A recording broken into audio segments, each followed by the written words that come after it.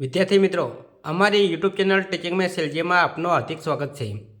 આજે આપણે ધોરણ 8માં જે એનએમએમએસની પરીક્ષા આવે છે તેમાં અગાઉના વર્ષોમાં જે પ્રશ્નો પૂછાયા છે તે પ્રશ્નોનું સોલ્યુશન કરીશું।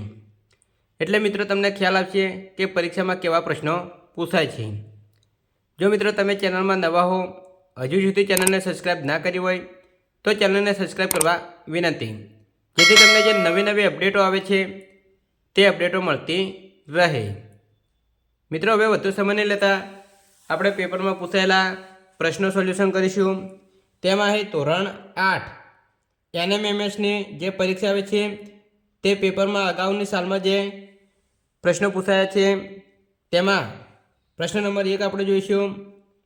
જો ANT બરાબર 179 અને DOG બરાબર 405 તો GOAT બરાબર શું થાય? અહીં પ્રશ્ન ચિહ્ન આપેલું છે, તેમાં 4 ઓપ્શન આપેલા છે। તો આપણે જોઈશું તો અહીં ANT એનો કોડ છે 1, વચ્ચે એન આપેલો છે, તો બીજા નંબરે અહીં 7 આપેલા છે, એનનો કોડ 7 થશે। અહીં T આપેલો છે તો ટીનો કોડ 9 થશે। તેવી જ રીતે અહીં ડી નંબર પહેલો અક્ષર છે તો અહીં પહેલાં 4 આપેલા છે તો ડીનો કોડ 4 થશે। ઓ આપેલો છે તો ઓનો કોડ 0 થશે, અને અહીં જી આપેલો છે તો જીનો કોડ 5 થશે।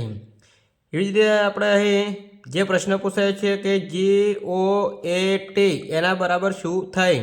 તો જીનો કોડ, તો એ જીનો કોડ જોઈશું તો અહીં 5 આપેલો છે એટલે અહીં 5 લખીશું। ઓનો કોડ 0 થશે।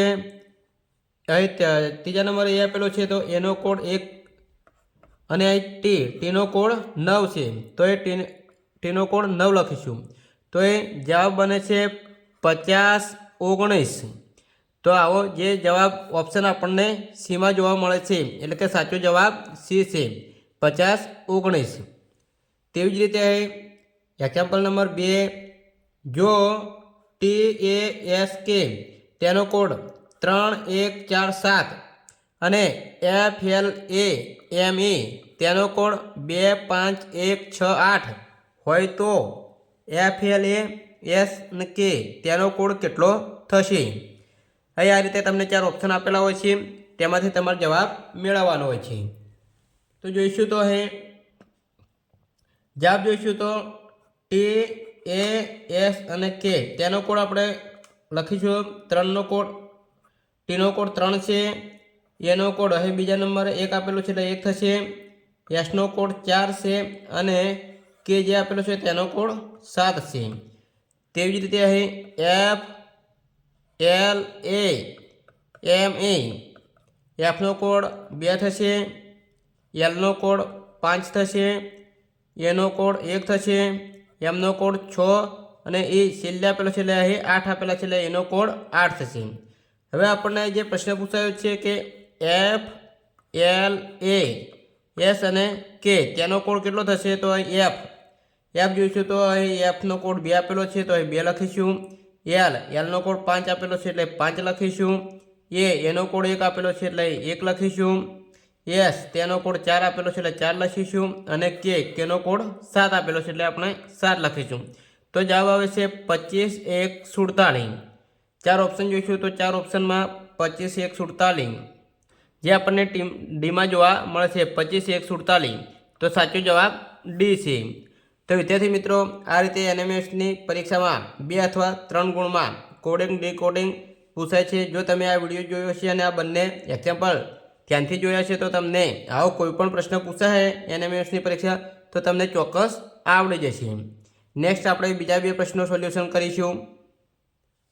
વિદ્યાર્થી મિત્રો, ત્રીજા નંબરનો એક્ઝામ્પલ જોઈશું તો BAINT અને ખાલી જગ્યા આપેલી છે, તો ખાલી જગ્યામાંથી 4 ઓપ્શન આપેલા છે, તેમાંથી સાચો જવાબ શું આવશે? પેટર્ન જોઈશું તો અહીં બે પછી એ થાય છે, તો વચ્ચે આપણે અહીં ABCD તમારે જે રફ પેજ આવે છે અમારા રીતને ABCD લખવાની રહેશે એટલે તમને જલ્દી ખ્યાલ આવે। તો 2 પછી એ બીજા અક્ષરે એ આવે છે તો વચ્ચે 2 મૂળાક્ષર આવી જાય, સી અને ડી।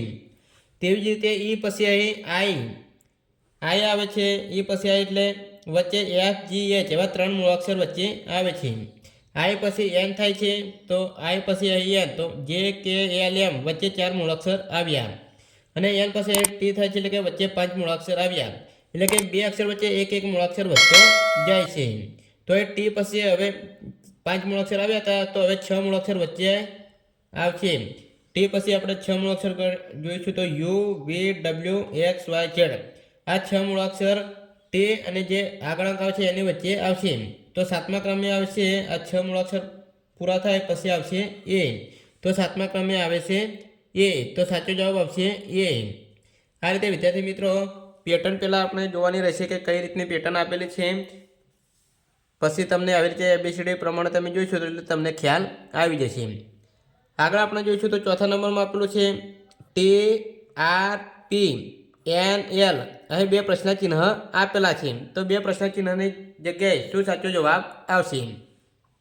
તો પેટર્ન સૌપ્રથમ જોઈશું તો ટી આપેલો છે, ટી પછી આર થાય છે. તો પેટર્ન અહીં ટી છે, ટી પછી અહીં આર એટલે કે પાછળથી એબીસીડી જોઈશું તો પાછળથી એક અંક આગળ આવવાનું છે. તો વચ્ચે અહીં એસ આવેલો છે એટલે કે એક અંક વચ્ચે છે. આર પછી પી થાય છે તો આર પછી પી એટલે કે વચ્ચે ક્યુ આવેલો છે. પી પછી અહીં એન આપેલો છે તો વચ્ચે એક મૂળાક્ષર ઓ આવેલો છે. એન પછી એલ આપેલો છે વચ્ચે મૂળાક્ષર એમ આપેલો છે.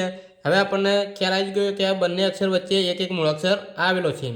હવે એલ પછી જોઈશું તો એલ પછી અહીં કે વચ્ચે મૂળાક્ષર આવશે અને એના પછી જે આવે છે તો પહેલી ખાલી જગ્યામાં જે આવશે, અહીં જે આવશે. હવે જે પછી જોઈશું તો વચ્ચે અહીં આઈ મૂળાક્ષર આવશે અને એના પછીનો અક્ષર એચ છે તો એચ આવશે અહીં. તો આ રીતે જે અને એચ અહીં બી ઓપ્શનમાં આપેલા છે એટલે સાચો જવાબ બી આવશે. આ રીતે વિદ્યાર્થી મિત્રો તમારે પેટર્ન જોવાની રહેશે.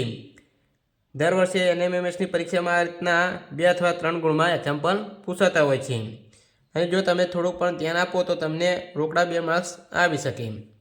5મા નંબરમાં પ્રશ્નમાં જોઈશું તો અહીં આપેલું છે એ ઝેડ CX FU અને ખાલી જગ્યા. તો આ ખાલી જગ્યામાં જવાબ શું આવશે?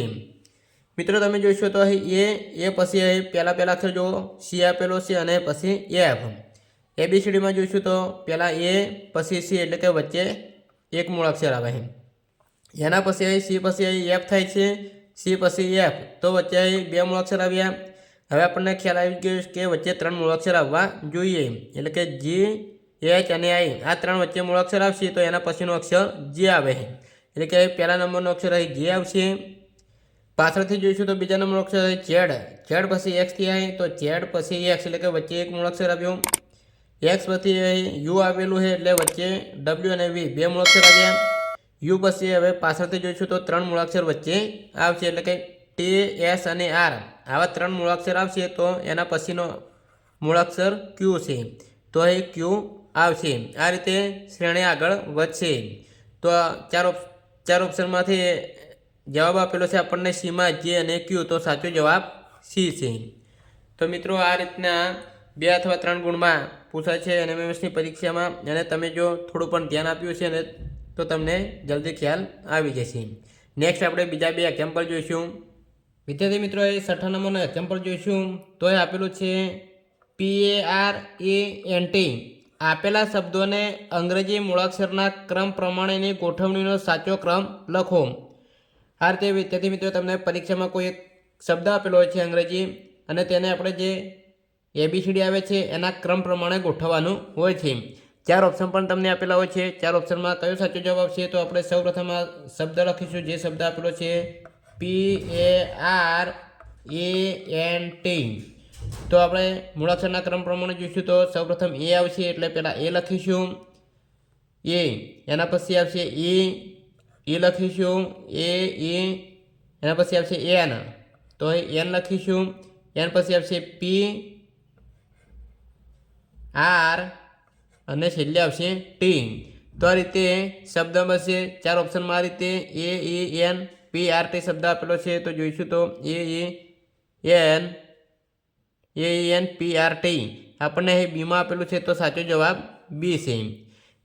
અહીં આગળ જોઈશું તો 7મા નંબરનો પ્રશ્ન અહીં TABLET મૂળાક્ષરના ક્રમ પ્રમાણે ગોઠવણીનો સાચો ક્રમ લખવાનો છે.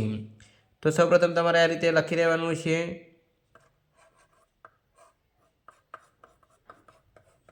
હવે તમને ખ્યાલ જ છે ABCD તમને આવડતી હોવી જોઈએ. તો સૌપ્રથમ એ આવશે. પહેલા અક્ષર કયો આવે? એ. મૂળાક્ષરના ક્રમ પ્રમાણે ગોઠવો તો ABCDમાં એ આવશે, એના પછી બી આવશે. એ બી. ત્રીજા નંબરે આવશે એલ, ત્રીજા નંબરે આવશે ઈ. તો આ પ્રમાણે 4 ઓપ્શન આપેલા છે. એમાં ત્રીજા નંબરનો અક્ષર આપણે ઈ જોઈશે તો અહીં એલ આપેલો છે એટલે એ ઓપ્શન તો આવશે જ નહીં. અહીં પણ ટી આપેલો છે એટલે બી પણ આવશે નહીં. હવે ત્રીજા નંબરમાં ઈ આપેલો છે અને ચોથામાં પણ એલ આપેલો છે એટલે ડી પણ આવશે નહીં. જો મિત્રો અહીં 3 અક્ષર આપણે લખ્યા એમાં પણ આપણો સાચો જવાબ મળી ગયો છે આપણને સી. આગળ જોઈશું તો ઈ પછી આવશે એ બી ઈ, એના પછી આવશે એલ અને છેલ્લે અહીં ડબલ ટી આવેલા છે, ટી અને ટી. હવે વિદ્યાર્થી મિત્રો લખવામાં ભૂલ થઈ જશે, અહીં પણ ટી જ છે તો એ સાચો જવાબ સી છે. તો વિદ્યાર્થી મિત્રો આ રીતે તમે શરૂઆતના 3 અક્ષર જુઓ તો પણ તમને ખ્યાલ આવી જાય કે કયા ઓપ્શન જવાબ આવશે અને કયા ઓપ્શન નહીં આવે. આ રીતે વિદ્યાર્થી મિત્રો 2 ગુણમાં પૂછાતું હોય છે. આજે વિદ્યાર્થી મિત્રો આપણે 7 પ્રશ્નો જોયા. જો તમે ધ્યાનથી વિડીયો જોયો છે તો તમને ખ્યાલ આવી જ ગયો છે અને તમારી જે NMMSની પરીક્ષા આવે છે તેમાં પણ તમને અહીં 7માંથી આ રીતના જ 5 ગુણમાં તો દર વર્ષે પૂછાય છે. કમ્પ્લીટ તમારા 5 માર્ક્સ તમને આવી શકે છે. નેક્સ્ટ બીજા વિડીયોમાં આપણે બીજા કેવા પ્રશ્નો પૂછાયા છે જે અગાઉના પેપરમાં પૂછાય છે એ પ્રમાણે આપણે ગણતરી કરીશું એટલે તમને વધુ ખ્યાલ આવશે. જો મિત્રો વિડીયો સારો લાગ્યો હોય તો લાઈક કરજો, શેર કરજો અને સબસ્ક્રાઈબ કરજો. Thank you.